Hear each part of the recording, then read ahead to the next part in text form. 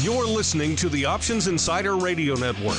For more quality options programs, visit www.theoptionsinsider.com or search for Options Insider Radio Network in your podcast provider of choice. Listeners can also access all of our programming through our mobile app, available in iTunes and on Google Play.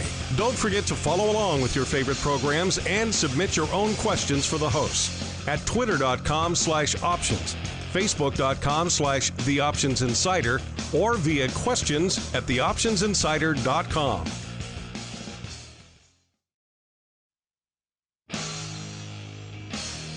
And now, it's time for the show that breaks down the options market. From unusual activity alerts to market analysis, strategy overviews, listener questions, and much more. If it involves puts and calls, then our all-star panel will break it down. It's time to hit the Option Block with your host, Mark Longo from the Options Insider Media Group, and co-hosts Uncle Mike Tussaw from RCM Asset Management, Andrew the Rock Lobster Joe Venazzi from OptionFit.com, and Mark the Greasy Meatball Sebastian from OptionFit.com. The Option Block is brought to you by Fidelity Investments. Fidelity's Option Trade Builder tool can help you confidently build an options trade in 3 simple steps. Just choose a strategy, select a contract, and then review the benefits and risks of the trade. Learn more about Option Trade Builder at fidelity.com/options. Options trading entails significant risk and is not appropriate for all investors. Certain complex option strategies carry additional risk. Before trading options, contact Fidelity Investments by calling 800-544-5115 to receive a copy of the characteristics and risks of standardized options. Fidelity Brokerage Services, LLC, member NYSE SIPC. And now, get ready to hit the Option Block.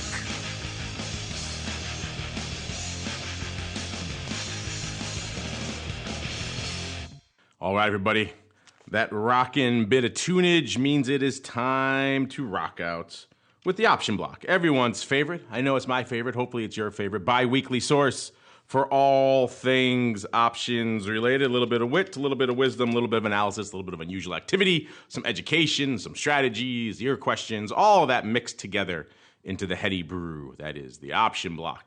And joining me on the old program to help you break down all this fun, by the way, of course, live every Monday and Thursday, noon Central, 1 p.m. Eastern via Mixler, after the fact on pretty much every platform on the planet where you can get a podcast. If it's not there, you got some weird one you want, hit us up, let us know. But chances are it's there. And joining me to help me break down the wild and woolly world of options today, let's start off first off to the hinterlands, where we are joined by the one-eyed rock lobster himself, Mr. Andrew Giovinazzi, from the old OP, a.k.a. the Option Pit by way of Carmen Line. Mr. Rock Lobster, how goes it, sir, in the heady land of Maine? It's sunny, and the snow is melting. You must be very confused. You must not know what to do with yourself. You know what? It's I actually went on my first morning walk today of 2019, so you know it is getting warmer. So I even had sandals on, although it was like, it was only 28 degrees, but it was warmer than it normally is. 28 right now feels kind of warm. That's not an image I want in my brain of you just walking down an idyllic beach in your sandals, stumbling across lobsters and throwing them into your bag over your shoulder. 'Cause that's what you do, I envision, in Maine. You walk down the beach, and when you see a lobster walking up to you, you just throw it in your bag for dinner, right? That's kind of what you do. You know what? There was a time, actually, where that did happen, but it does not happen anymore, where you can just walk in the water and pull them out. But that was about 200 years ago, I think. So you're close. You're close. So you were just a young lad the last time these things were exactly. going on. That's what you're telling us. I was but a wee lad. You're but a wee lad over there. And this is normal, where we'd also say we're joined by Uncle Mike Tussaw, but he's taking a rare trip. You heard him last week, actually. He was beaming in from Mexico. The man was very, very diligent about joining the program. Can't make it this week, of course. He's traveling hither and yon. Maybe got a little bit of the Montezuma's revenge. I don't know. We'll find out when we hear from him again next week. But also joining us to hold down the world of options and indeed holding down the Fidelity hot seat, our old friend. Coming back to the show now, making return appearance, Trey Jarrell from Fidelity's Trading Strategy Desk. Trey, welcome back to the program, sir. Yeah, thanks for having me. Glad to be back. Nice sunny day in Jacksonville. I'll tell you what, if it was 28 degrees here, you wouldn't catch a single Floridian in sandals. Yes. However, we would all be bundled up in coats, probably afraid to go outside. That is true. That is true. I was down there a couple of times over the last month, and one time it was, I think it was in the 60s at one point. You see, the parkas come out and the scarves and the full winter gloves when it's like 62. So yeah, a little bit of a different frame of reference for weather down there. By the way, Trey, am I underselling you? Because you had one of your other Fidelity cohorts on recently, and they told me they were on the Active Trader Strategy Desk East. So are you on a maybe Southeast? Are you on a different division of the Trader Strategy Desk?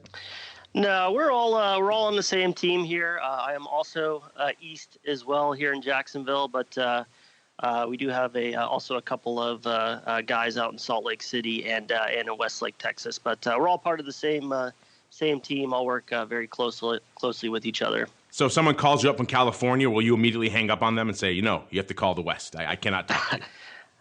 Nope. I'll talk to anybody regardless of state or country. No geographic bias there. I like it. All right, let's keep on rolling right on into the trading block. It's time to break down the latest topics, trades, and trends in the world of options. It's time for the Trading Block. All right, everybody, welcome to the Trading Block, the portion of the show where we break down what the heck is trading, what the heck is going on in today's market activity. Of course, we had some big news over the weekend on the U.S.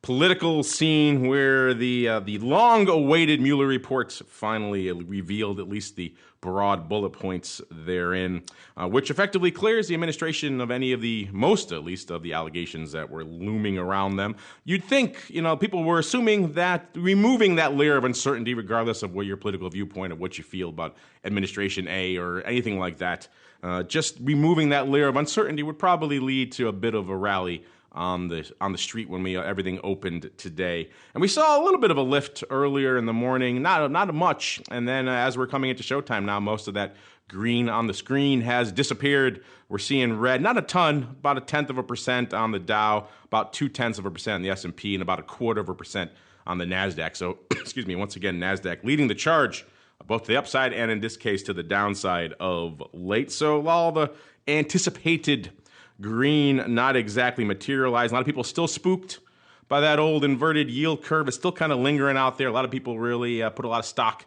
in that as a predictor of future recession activity. And so that's lingering out there as well. We saw actually overseas, we saw much broader downside movements. Asian markets tumbling about, the Nikkei at least, tumbling about 3%. Shanghai down about 2%. We saw Europe off a bit as well. So we're not seeing that here. We didn't see that carry over to the U.S., but not exactly a broad rally over here as well. So, Trey, let's start with you. It's been a little bit since you've joined us here on the show. First off, I'm not sure if you heard, but since the last time you and I spoke, the yield curve has inverted. Oh, my God, dogs and cats living together, mass hysteria. Has that been lighting up the switchboard over there at the active trader desk? Are people freaking out about this? And what else is on your tape today, sir? Yeah, absolutely. Not freaking out. We've had a few questions here or there. Hasn't been too common in our conversations here so far. I think it's just something that's getting on people's radar. I know a lot of reports will come out and kind of warn people, hey, this isn't necessarily meaning a recession tomorrow. It can take a little while to play out. So if anything, maybe causing people to just have that red flag up. Hey, maybe it's time to be cautious here on this going forward. But what else is lighting up the tape here today? Really, the top traded here at Fidelity so far today has been Apple. No surprise there. I know you guys talked a little bit about that last week, but I'll be keeping an eye on that as their event is taking place here right now. See what happens with the stock and some of the reaction to the releases. So far down, about $1.60 on it here for the day. Another one I think I bring up every week that's always in our top five is Tesla here, and back on that list here again today. Was taking a look. I thought the chart was a little bit interesting here in Tesla.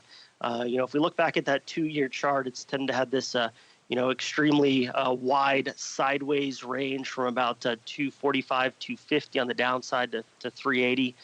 But this last sort of downward push is pushing us back to those levels again. So it's very close to this support level. So I'll be keeping an eye on that here as well. What's going to happen at support? Does it manage to bounce back like it did the last couple of times? Does it actually break through and go lower? Kind of an interesting chart here to say the least. Was jumping into the options activity on Tesla here. I know the stock's down about $3 right now. Didn't see anything that really stuck out to today with some of the selling that's taking place. Maybe a slight skew towards calls over puts, but pretty even across the board. Also thought it was interesting, IV30 right at its 50th percentile.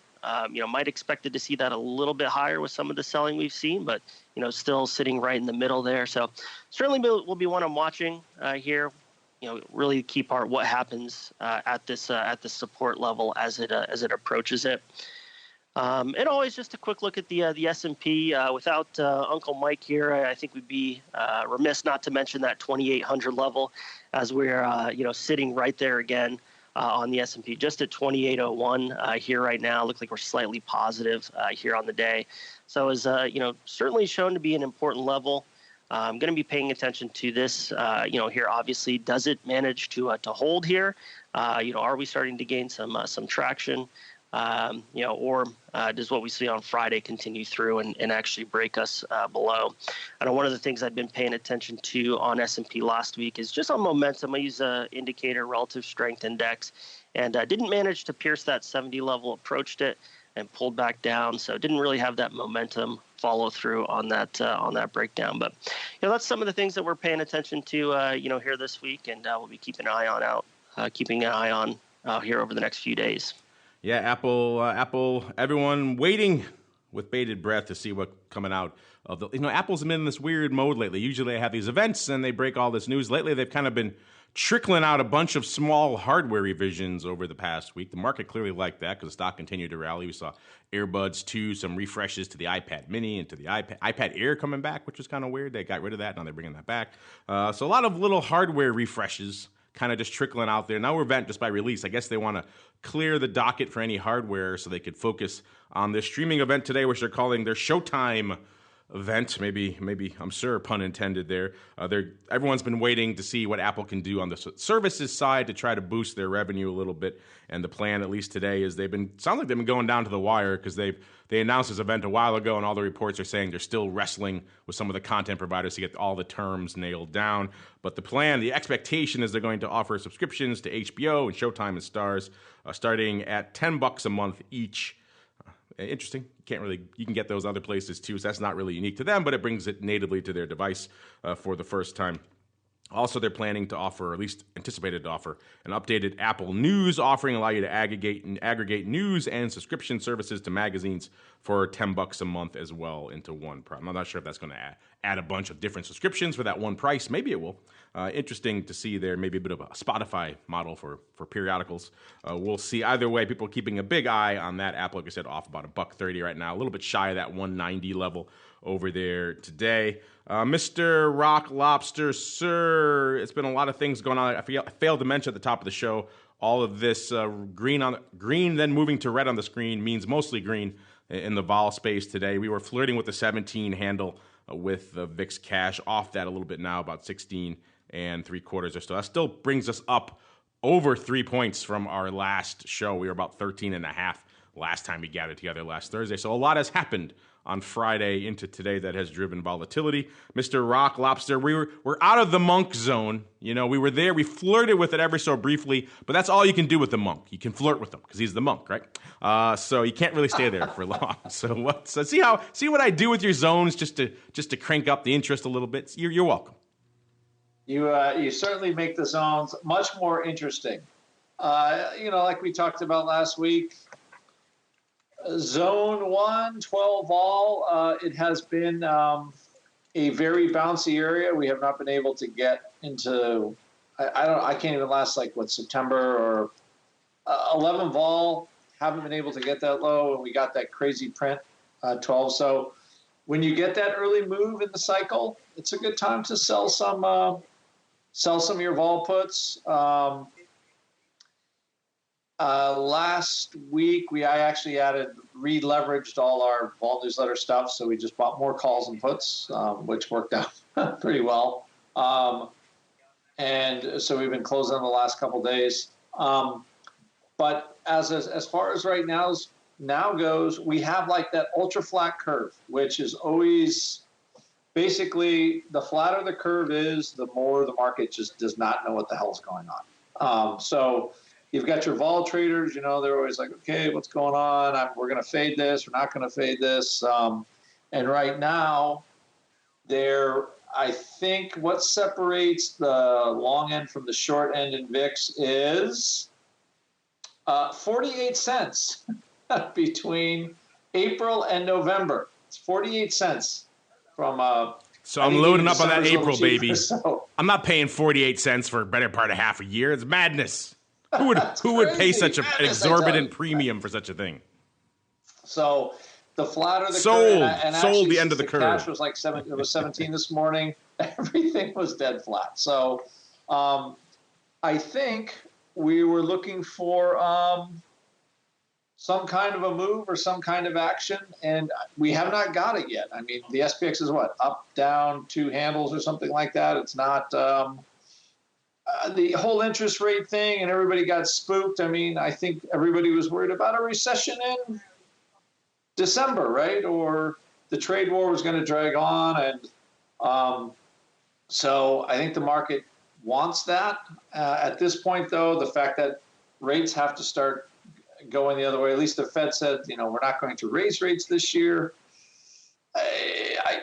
How long this wait and see is probably, I have no idea, but the market doesn't know about where vol's going. So that's definitely less, it is poised to move one way or the other rather sharply, just don't know which, and I got to sit around and wait. So most of the trade ideas I have would be like, they're relatively aggressive for vol moving, but as far as direction-wise, just no clue. I mean, on balance, I think vol would move higher, but I think the market has to participate a little bit more on that. And then we're sitting right now like, I don't know what's going on. So it is a shake your head day. So when you get to the flat zone in the VIX futures, how do you dub that in your terminology? Is that like the spooky zone, the kind of creepy zone? Because it is kind of creepy, right? It's like they're not priced. They don't know what the heck. It's total coin flip. Like you mentioned, pretty much half a handle throughout till the end of the year almost in terms of premium. It's kind of weird. Yeah, it's unsettling. It's as far as, because what I do is I grade the vol by zone, and then I also grade by curve shape. So. And then how much the curve actually moves relative. So it ends up being like a matrix. I actually have a vol matrix that I teach my clients. So, because the whole thing with volatility is it's trying to price what's happening, but really if there's any kind of edge for a really good realized vol trade, it's, how much are they charging you for a potential move? That's kind of always the way I trade VIX is, like, okay, is the $5 move in VIX going to cost you 20 cents or $2, right? Obviously, the 20-cent move is a lot cheaper. So the higher VIX goes, the more it can move up or down. So then all of a sudden, all the relative moves become a little bit more interesting. And so that's how I look at this. I go, okay, well, this is zone 2 flat curve, which is basically exactly, I don't know what the heck is going on. So most of the trades will be short term because the moves tend to be very sharp. The cash is kind of right at the future, and there's the percentages are higher. A 10% move in a vol future, if it's up $1.50, is a huge move for VXX. And right now, it's easy for VIX, the April future, to move up or down $1 really quickly. So it lends itself right now to faster movement than normal. So it's usually that this trade is, I want to be long vol in the short term, but kind of short long in the long term, if you want to think about it like that. And that's sort of how all the trades are priced. So I'm going on a limb, and I'm going to call it the creepy, kind of the spooky zone. Feel free to license that for me at a very reasonable rate, because we're in the spooky zone. These are these weird times. You're looking at it, you don't get a lot of insight from the curve because it doesn't have much to offer, and that's a little weird, a little unsettling. So feel free to license that for, again, a reasonable free. Let's see what else is going on out here. What's lighting up the tape?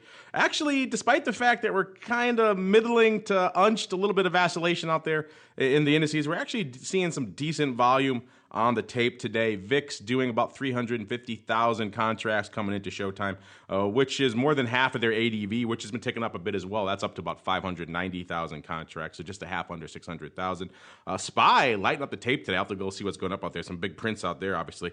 Excuse me, because the ADVs have been about 2.6 million contracts, and they've already got about 2.1 million on the tape today. So SPY lighting it up out there. SPX following suit, not quite as active, but pretty close. The ADV is a little bit north of 1 million, about 1.2 million out there, and there's about 670,000 contracts on the tape. So north of half of their ADV as well, but SPY really moving it out there. The Qs also trading up a lot today as well. The ADV is about 740,000 contracts. They got about 510,000 on the tape coming into showtime. And the big action, once again, it's been this way for the better part of the last week, small caps.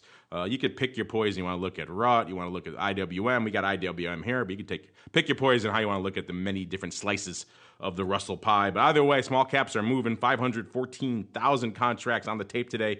That's well north already of their ADV, which is shy of 400,000, about 386,000. So IWM options lighting it up out there as well today. In terms of lighting it up overall, the top 10 most actives, let's see what's lighting it up. You could probably guess number 1, but I won't spoil it for you. Number 10, good old Boeing back on the list, 78,000 contracts on the tape. Not a ton, but enough to get them in the number 10 spot. Number 9, Micron, 92,000. Number 8, Facebook, 93,000. A little light for the bottom half of the top 10 here. Amazon, 101,000 out there. Then followed by, number 6, Microsoft, 113,000. Number 5, NVIDIA, $126 on the tape. Number 4, AMD, 162,000. Number 3, Tesla, 181,000 on the tape, as Trey was alluding to earlier. Tesla continuing to drive the news cycle and therefore some volume. Number 2, good old Bank of America, 349,000. And number 1, as you might expect, Apple dominate the tape again, 510,000 contracts coming into showtime here.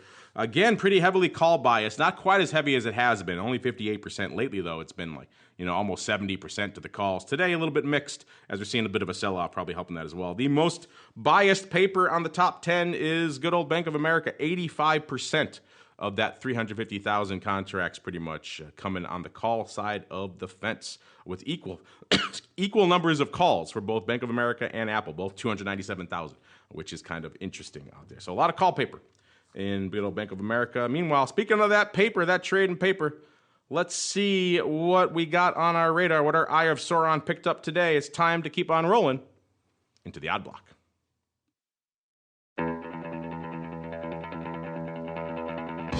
It's time to break down the most interesting, unusual, and downright questionable options activity that's been identified by theoptionsinsider.com. It's time for the odd block.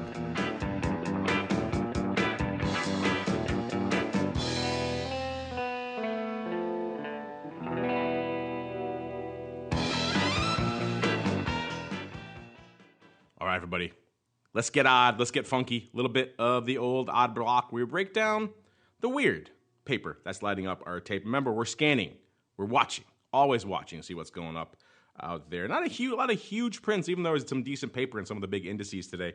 Not a lot of huge or extremely esoteric prints out there, but we found some interesting ones to discuss nonetheless. Mr. Rock Lobster, I know when I bring you on the show forever, every time you come on before the show starts, listeners don't know this, a little bit of a glimpse behind the scenes. You always bug me. You always bug me about one name. Where's it trading? Where is it trading right now? I got to know this name before the show starts. It's how I plan my day. So you'll be happy to know that's our first ticker today, listeners, or Mr. Rock Lobster. Of course, it's PAGS, your favorite, PAGS. Every day you're bugging me. How is PAGS? Where's PAGS? Where's PAGS? So now you get to have it featured on the show. I'm sure you're a very happy camper today. Of course, listeners, if you're not as devoted to it as the Rock Lobster, this is PagSeguro Digital Limited, ticker symbol PAGS, P-A-G-S. Trading today coming into showtime off a buck, about 28.60 or so out there, off about 3.4%. on the day. This is the one about a year ago was trading, looks like about 38, 39. They're about 38 or so, looks like out there. Had a high ever so briefly, flirted with 40. Looks like back in about exactly almost a year ago, like early April of last year. 39.97 to be precise. Didn't quite make the 40 handle, but got close to it. Then it's kind of been vacillating around, but trending to the downside for the better part of the last year. Hit its nadir, of course, like everything else, back on Christmas Eve, a low of 17.02. So it has rebounded substantially since then, up over 10 handles, over 11 handles actually, right now at 28.5 or so, 28.60. So it's been a nice little recent rebound here for PAGS. Let's see what's lighting up the options tape out there. This is actually one of the biggest, one of the larger individual equity prints we saw going up today as well. It's the call side. It is the June 32 halves, lighting it up 10,000 times for $1.35. These things were $1.20 at $1.35 when this trade went up. So clearly lifting the offer. Not surprising, you got to do that to get 10,000 done in a name like PAGS. Outside of the Rock Lobster, not everyone is as devoted to this name as he is. This is an opening print, went up on the old EdgeX exchange. This is June. It is worth noting there is some earnings in this, actually fairly close to this. The earnings are at the end of May 28th. So that puts it firmly into the June cycle out there for this name. So there could be a bit of an earnings play involved in this. But either way, this one expecting a little bit of a run, a little bit of a pop for PAGS over the next few months or so. And it needs to run fairly well. It's got to run up to close to that 34 handle for these bad boys to break even in terms of on the old expiration graph. We all know if it gets closer to that nearer term, they'll still do pretty well. But interesting stuff here. Mr. Rock Lobster, I know you're super excited. I can barely contain you, so I'll let you chime in now. But here we are talking about your favorite name, PAGS. And then also, what do you feel about someone? Looks like they think the party's just getting started here in PAGS, and they want to load up to that upside. Are you agreeing with that? I know you've been slinging PAGS options for years now. Are you on board with this? Didn't we cover PAGS like a couple weeks ago? I for some reason, just because the name is so dreadful, I remember it. You don't have to lie. You can tell people you check it every morning. I guess so. I guess it's the one. It's this one is somebody is buying some calls. I find it you said there's a lot of paper. Well, don't forget, like, the VIX curve's flat, so nobody's doing anything today. There's no trend anywhere. But as far as all this goes, it is somebody's buying some calls. They want the thing to go up, and I don't think there's a whole lot that we can do about it. I mean, they want their PAGS and they want it now. It's a pretty huge print though in this stock. So, and it looks correct. They're trading for $1.60 right now. So you buy 10,000, 11,000, 10,000 calls, and you're already up, 25 cents a contract. That's not bad. Well, it's what you always say, right? Buy PAGS in the morning, close it out in the afternoon, and you're a happy camper. Isn't that kind of like your mantra over there? Exactly, and buy a nice car. So it's the easiest trade there is. You've called it, I believe, to me in between shows, the kind of the money printing machine that never stops, right? Yes.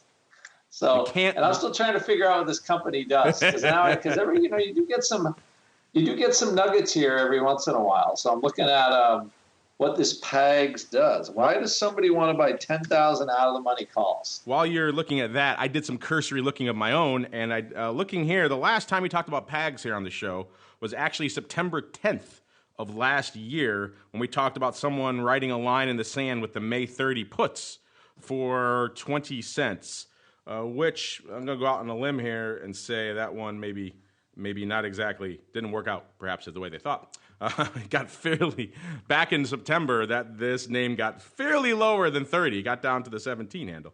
So I'm curious now. I want to go dig into those and see how and when he closed out. Hopefully he closed them out before the stock bottomed out at 17. Otherwise, that could have been a bit of an ouchie, Mr. Rock Lobster. 20 cents to, about $12. that could leave a mark.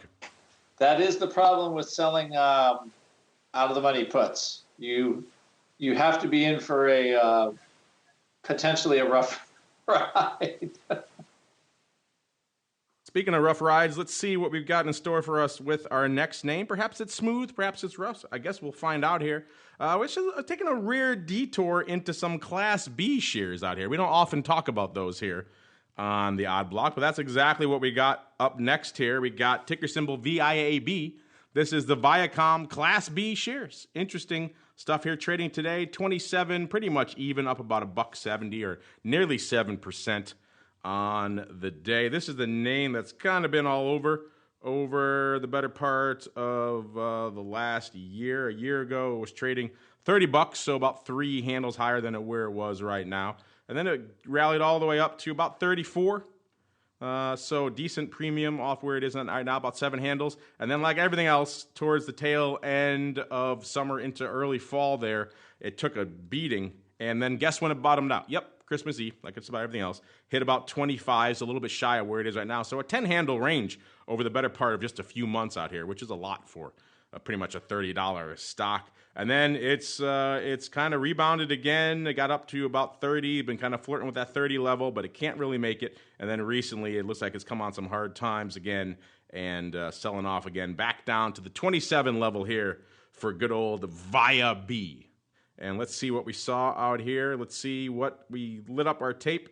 And it looks like a bit of the old, not a lot going to happen between now. Actually, for the better part of the rest of the year here, someone coming out and harvesting the old risk premium, shall we say, and not even really to the upside, pretty much close to at-the-money calls in September. The SEP 27 halves going up 5,730 times for $1.79. Worth noting, the market when these went up were $1.75 at about 210. So pretty wide market, as you might imagine, in Viacom Class B options.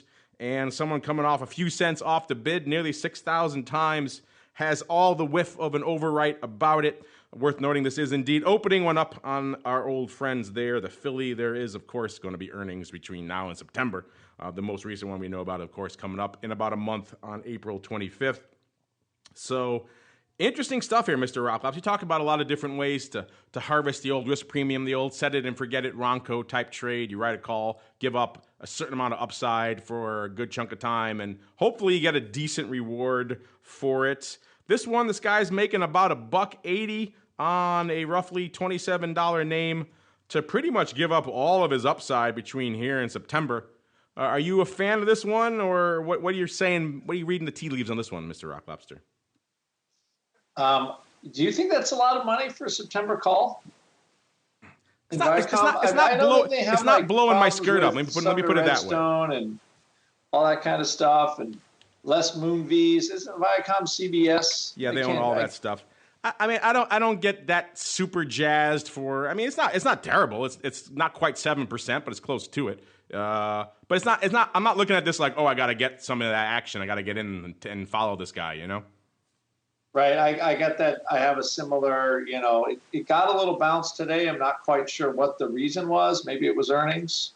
Earnings are a month away, so maybe they had some sort of settlement. I know there has been some sort of that kind of shenanigans going on with, they lost their chairman and back and forth and all this. This is weird stuff. But somebody is, it was a $30 stock not very long ago. So I find this, that does not excite me for a call set. I like to sell calls that I think are going to go out worthless. So this does not feel like a call that's I'm not really down with the 6-month call sale either. That's not really my MO. I like a much nearer term. I don't go beyond 3 months usually with those. If I do, I need to get a lot more attractive levels than this. You're not a longer term call right guy, are you? Not really, no. So yeah, I don't think either of us are really that. It's not terrible. I'm not offended by it. I don't want to slap this guy in the face, but it's not really in my wheelhouse. And, also the outlook. I know if the Viceroy were still on the show, he'd be like, "Well, why are you holding the stock then for for another 6 months if you think it's going to go nowhere? You can do other things with that capital." And again, the guy's getting almost 7%, so it's not terrible. But there still is a lot of downside to this trade if it does indeed turn to the dark side. So, yeah, this one's not exactly exciting me, but it's not horrible. We'll put it in the not horrible, not exactly exciting category either. Maybe you guys disagree. Maybe you're like, oh, nearly 7% for 6 months. Get me in that. Let us know what you think as we keep on rolling into our final name of the day. Looks like this is the trade maybe you can get behind a little more, Mr. Rock Lobster. We're going to wind things up here in Newmark Group, Inc., ticker symbol NMRK. This is a leading commercial real estate advisory firm. And let's see, a year ago, this name, I should say, by the way, trading about $8.40 right now, kind of unched on the day. This is the name that was trading not quite 2x that, but a wee bit above that, almost 2x actually, nearly about 15 and a quarter about a year ago, and it's kind of vacillated in that range for a while, hit a high of about nearly $16, looks like back in midsummer of last year or so, and then ever since then, actually looks like it hit in April as well, then ever since midsummer when it kind of flirted with that range again, it kind of just has been trending to the downside, bottoming out, you guessed it, Christmas Eve, $7.70. Then it had a nice little rally over the next month or two. In early February, actually got up to about 11 again. So it had a nice bounce off the Christmas Eve run, about nearly 50%, a good run. And then it kind of has given most of that back ever since then, selling back off down to about 840 or so. And it looks like Mr. Rock Lobster, we've got someone coming in, once again harvesting the old risk premium, this time to the downside. We've got May 7.5 puts going up for 22 cents, trace 1,000 times. This was, let's see, these things were also fairly wide when this print went up. They were 15 cents at 40. So the trade going up near the bid side, a little bit of wiggle room in there, but looks like this leans toward the old harvesting of the risk premium. This is opening over there. I don't know which exchange this one. Oh, this is the NAM, the NASDAQ Options Market, if you're not familiar. Earnings are on the 2nd of May, so there is a little bit of earnings blush in this cycle here. Mr. Rock Lobster, this thing has flirted with it, but the 52-week low is 734, so that puts it almost, not quite exactly, but pretty close to in line with these puts. Someone's doing a little bit of chart reading, I'm guessing, when they sold these, but what's your take on these? Do these excite you more, less, or the same than giving up the upside for 6 months for a buck and change? This seems a little more reasonable. At least there's a little return in it. I mean, they're not a lot, but let's see. If it was 80 cents, that'd be 10%. So, what is this, 2.5% or something like that, 2%. So it's somebody that must really want this stock. So maybe it's one of those just bargain stocks. Let's see. It is down around 50% from its highs in the last year. So maybe this is a kind of like a Kmart blue light shopper out there looking for these shares. It's like a blue light special selling those puts. They're trying to get the stock at a big discount. Does Kmart still do those? I don't know. Maybe they do. I know they're winding down most of their stores, so I'm guessing the blue light special hasn't exactly been lighting up. I remember those when I was a kid, the blue light special. Big deal up in Maine or wherever the heck you were in 1872. I don't recall. Umbrage, he says.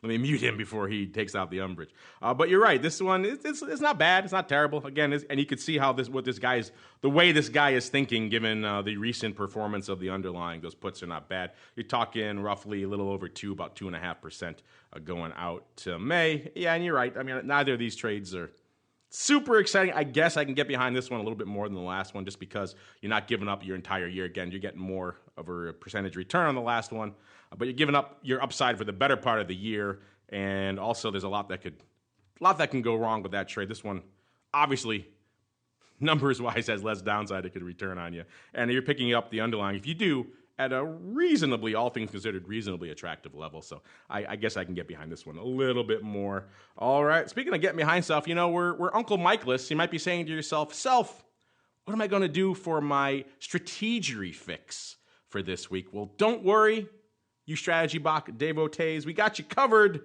Well, Trey's going to actually hop into the hot seat this week. Should be fun. A little bit of the old strategy block. It's time to dispense options, wit, wisdom, and education. It's time for the Strategy Block. All right, everybody, welcome to the Strategy Block. This is usually the portion of the show where Uncle Mike holds court on some options, strategy, educational topic of choice, but we thought we'd let the Fidelity Nation take the reins a little bit and kind of dictate where the education discussion will go this week. And Trey, I'm not completely without my sources. A little birdie whispering in my ear before showtime telling me that the Fidelity masses are really, really high on a little bit of the old harvesting of the risk premium, a.k.a. in particular through credit spreads. Am I on the right track, sir? You are definitely on the right track there.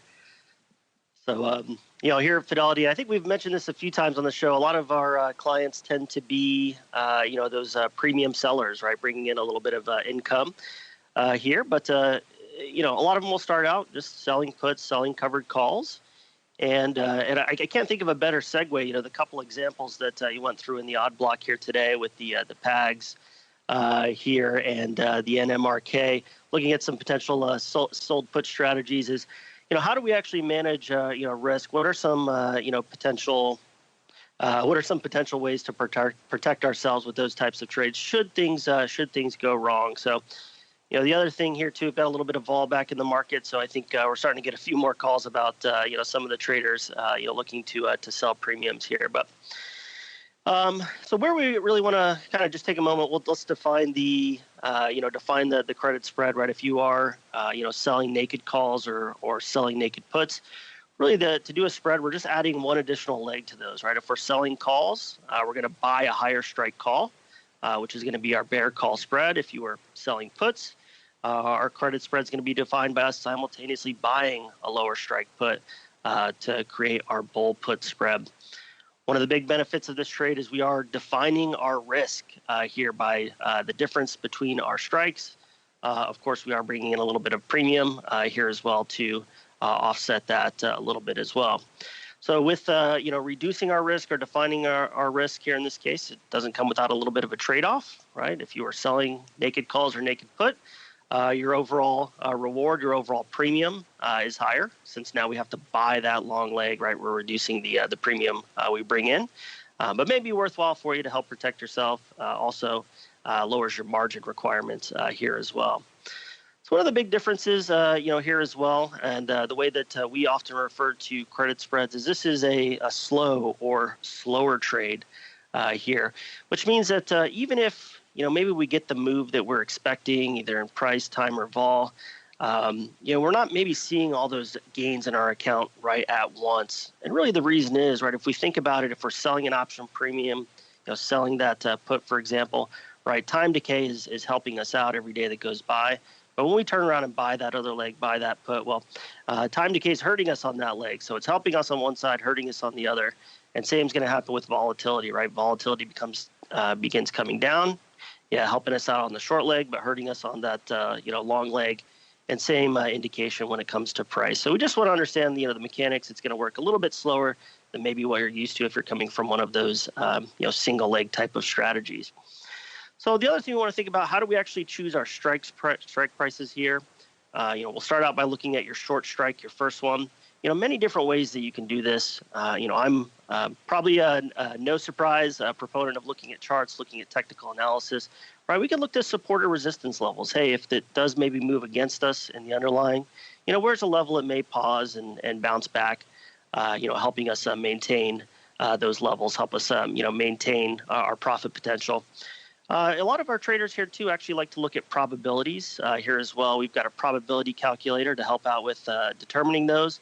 But most of us just look at the delta to give us that quick shortcut. Hey, what's the probability? The idea here is we try to find a sweet spot, right? A probability that we can use maybe over and over again. If we go for too low of a probability, right, a little less premium that we bring in, right? Probability of being maybe above or below a certain strike, too high. More premium, but we have a lot of potential, situations where we're actually dealing with assignment here as well.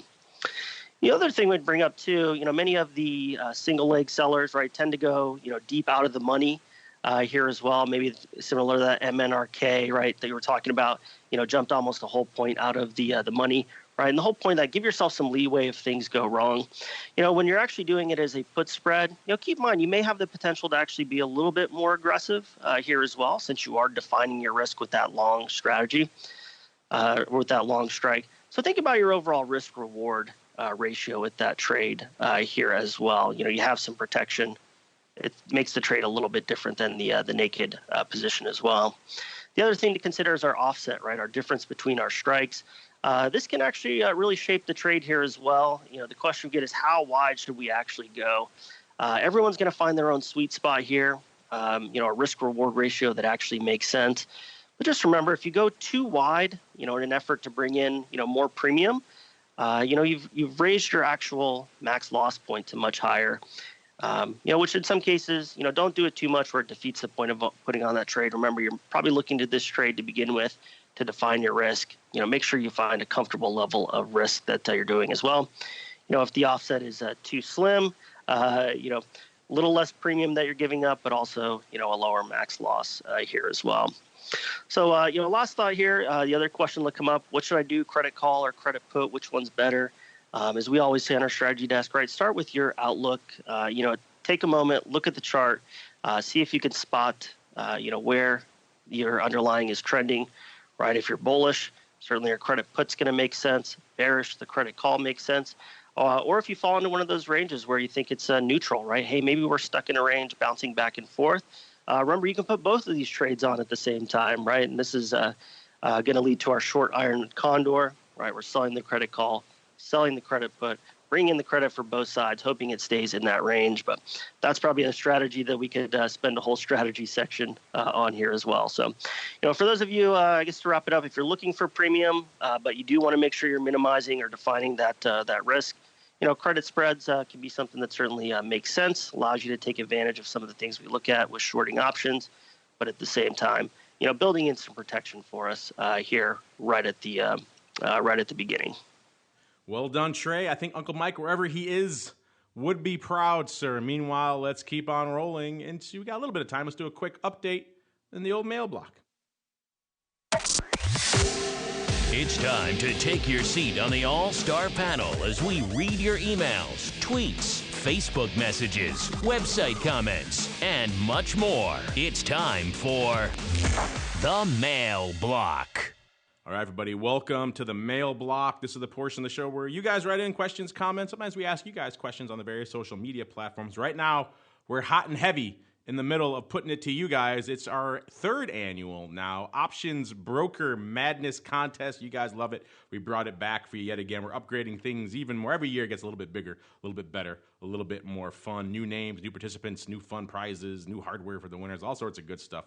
We're in the middle of round one right now. Remember, this is the top 16 brokers facing off for your enjoyment and perhaps for the chance for you guys to win some fun and fabulous prizes. So you like your broker, you want to get behind them, you want to champion them, you know how to do it. Get in there and fight it out. A lot of you are doing just that. Great response from you guys. I'll have to check the numbers there, but it looks like it might be a record response for round one, which is great to see from you guys out there really loving this. And again, we're still in round. We still have 2 more days. Remember, today we're recording this on Monday, March 25th, right about halfway through the session. We've got the rest of today and the rest of tomorrow. Round one goes through the 26th. So things can change, Trey. Nothing is definitive yet. But would you like an update on where Fidelity stands so far going through round? I'll give you a hint. It's actually kind of good. Yeah, definitely love an update. I know we had a good start last week, so hopefully we were able to carry the momentum. I think it's safe to say, again, nothing is final yet till tomorrow evening, but I think it's safe to say that this might be the first year, Trey. I think you guys are going to be excited. This might be the first year that Fidelity makes it out of the first round. What do you think? I think we got the first round at least, absolutely. You guys are doing, I think your various appearances here finally starting to turn the tide. Here we are, about 2/3 of the way through round one here, and we're seeing Fidelity starting to pull away with it. About 2/3 of the votes against your competitor there, Merrill Edge, for round one, Trace. I think looking at those numbers, I think it's pretty safe to say you guys will be moving out. Again, nothing is definitive, but looking pretty good. So your appearances, you guys and the rest of the active trader team, you can pat yourselves on the back. Because I know that was a point of consternation for a lot of the Fidelity folks. Like, why can't we make it out of round one? This year, it seems like you guys are bucking the trend. So well done to you and all the rest of your cohorts there, Trey. It seems, nothing's definitive yet, but it seems like you guys are resonating with the folks out there. Let's do a real quick glance update on some of our other battles. TD Ameritrade running away with it against Sogo Trade, about 70% to about 30%. We're seeing Schwab has a tough fight. May not make it out of round one against Lightspeed, a winner, I believe our year one winner, Lightspeed, who's now part of Wedbush and all. It's about 52 to about 48. So Lightspeed was winning. Schwab starting to pull ahead a little bit, but it's still neck and neck. Anybody's ball game there. A tough fight over there. We already talked about Fidelity running away with it there. Let's see what else we got. Another tough fight here. TradeStation versus Trading Block. Trading Block was leading in the early voting. They fought really hard to get into the contest this year. They felt a little bit of umbrage. They were left out last year, so we included them this year. They're putting up a good fight. TradeStation starting to fight back, though, with about 57% to about 43%. Again, anything could change. This is one of our more hotly contested fights here as well. Our buddies over there, Ally Invest, Brian and his crew looking pretty good here, about 63% to about 37% for First Trade. IB also looking to start pulling away from your buddies there, TradeHawk, Mr. Rock Lobster, with about 60% to about 40%. A tough round one matchup for the TradeHawk folks there. And E-Trade, which is, of course, the aggregation of a bunch of options platforms now, versus Robinhood. We're seeing E-Trade pulling away with it, about 2/3 to about 1/3 of the vote for Robinhood. And a surprisingly tough contest for our number 8 battle here, which has our last year's winner, Tastyworks, versus E-Option. E-Option was running away with it. They were really taking it to Tastyworks. I think some of the Tasty folks are starting to respond now because we're seeing Tasty moving into the lead, about 60% to about 40%. They have a pretty active social media contingent, so I wouldn't be surprised to see them starting to pull away with that a little bit, but we'll see. E-Option putting up a good fight there in round one. So there's our breakdown coming into the tail end of round one. If you want your broker to advance into round two, if you want another firm not to advance, it's up to you guys. We don't judge. Vote for, vote against, however you like. Just make sure you vote. Get in there. You see the official link.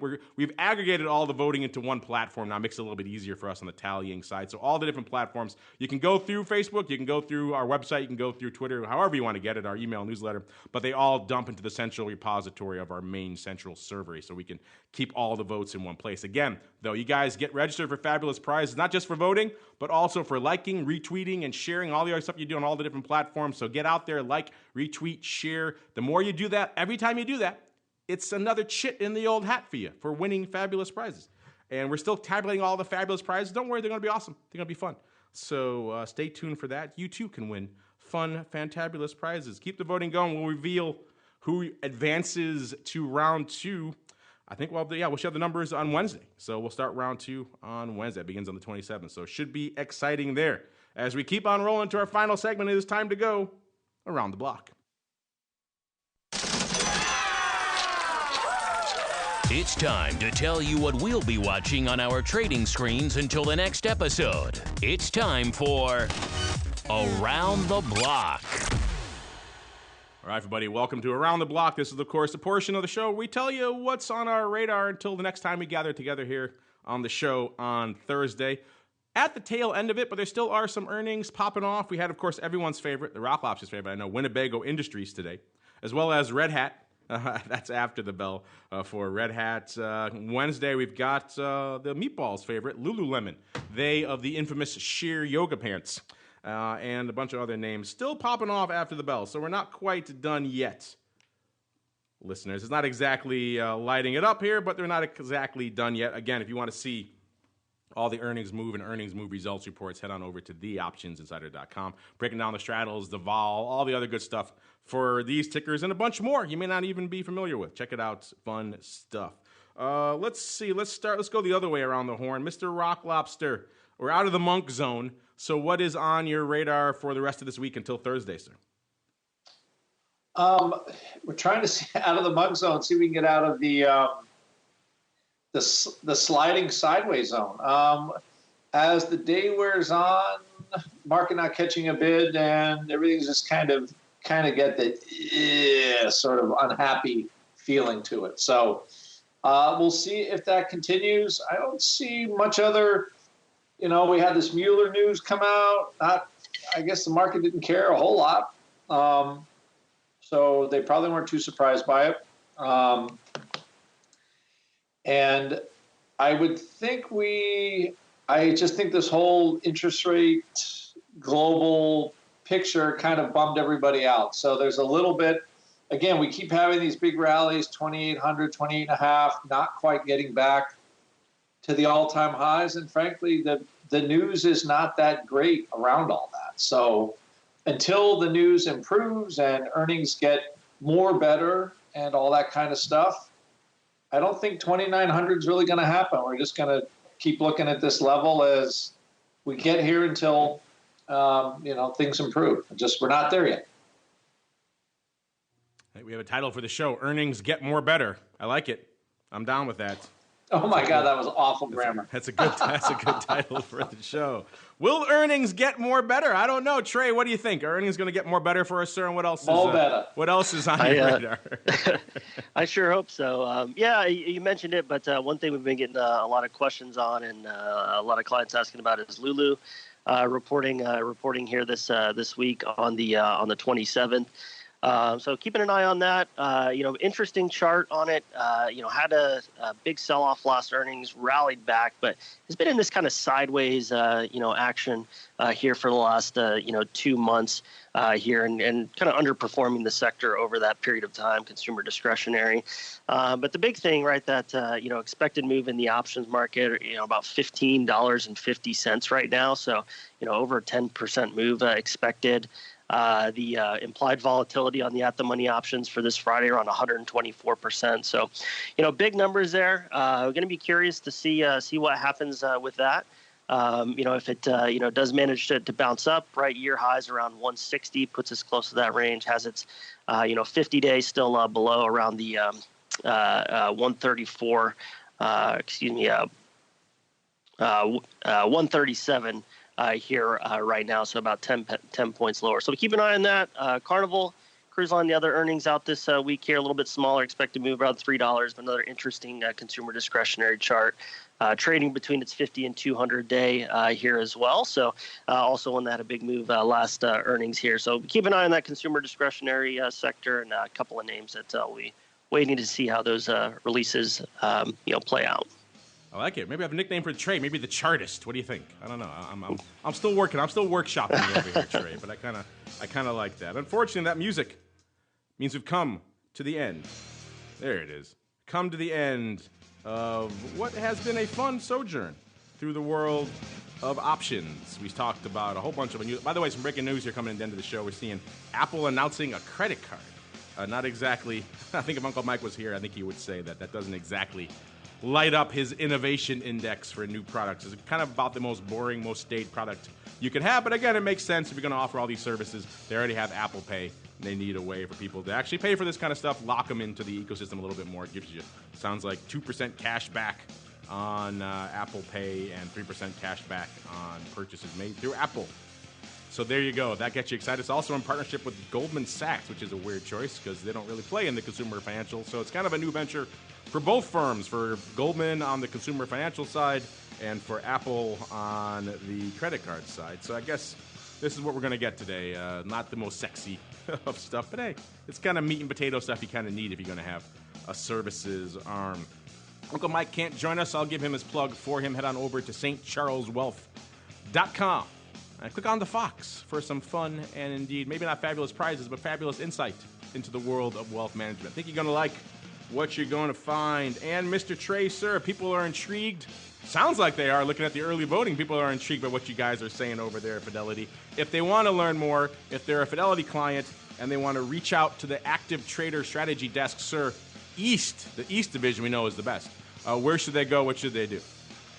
Yeah, if you're already a Fidelity customer, just give us a call. Feel free to ask for me, our trading strategy desk. Remember, our Learning Center has a list of all of our upcoming classroom sessions. We'd love to see you join some of those. Tell us you came from the show. Would really make our day. If you're not a Fidelity customer or you're trying to decide on that vote between Fidelity and Merrill Edge, we'd love for you to learn a little bit more about what we have to offer. Go to fidelity.com/options. A lot of great information about our option trading capabilities, platform, and service that we have here. Took the words right out of my mouth, sir. Fidelity.com/options, the place to go. Pretty easy to find. Gives you the whole overview of their tools, their costs, the platform, all that good stuff in one place. So if you're saying to yourself, what exactly does Fidelity have to offer me, the active options trader? There you go. Fidelity.com/options, the place to go. And the cool thing is, if you go and apply and open up an account, then you can call up Trey and the rest of the guys and pick their ears. Pick their brains, I should say. Maybe better than picking their ears. Pick their brains about all of the fun stuff that they have going on. And then maybe call up the chartist, Trey, and pick his brain about some charts. You could do that. And speaking of picking their brain, Mr. Rock Lobster, if I want to pick your brain, or maybe your ear, I won't judge, whatever you guys get up to over there in the land of the pit, about all things volatility, where should I go? What should I do, sir? You probably should stop by optionpit.com and you could try my vol newsletter. Hey, what the heck? Learn how vol trades, see how to get in, out, understand all this VIX and vol product stuff. So hop on over to our memberships page or our store and check out our goodies. Tell me if you like them. Check out his goodies. What more can you ask for? Head on over to optionpit.com. They got some goodies over there you too can enjoy. And on behalf of the Rock Lobster and Uncle Mike and Trey and the rest of the crew over there at the Fidelity Active Trader Strategy Desk, and indeed myself, I want to thank all of you for downloading, streaming, subscribing. If you're listening live, take a little bit of a break, go get a beverage, hit the bathroom. We'll be back here actually doing Crypto Rundown a little bit early today. Going to be 1:30. Because, again, we have this international panoply of guest stars on that show. So we're going all over the globe for that one. So we're doing a little bit early today, 1:30 p.m. Central, 2:30 p.m. Eastern. If you're listening on a podcast, just hit the next show in the queue. You should be able to have it right there. No problems. And otherwise, we'll see you back here on Thursday for more of the Option Block.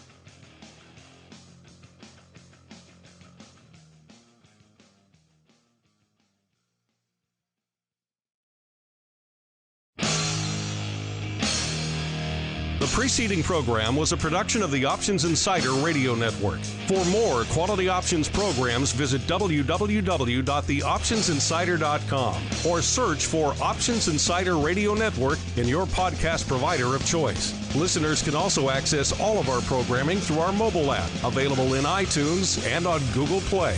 Don't forget to follow along with your favorite programs and submit your own questions for the hosts at twitter.com/options, facebook.com/theoptionsinsider, or via questions at theoptionsinsider.com.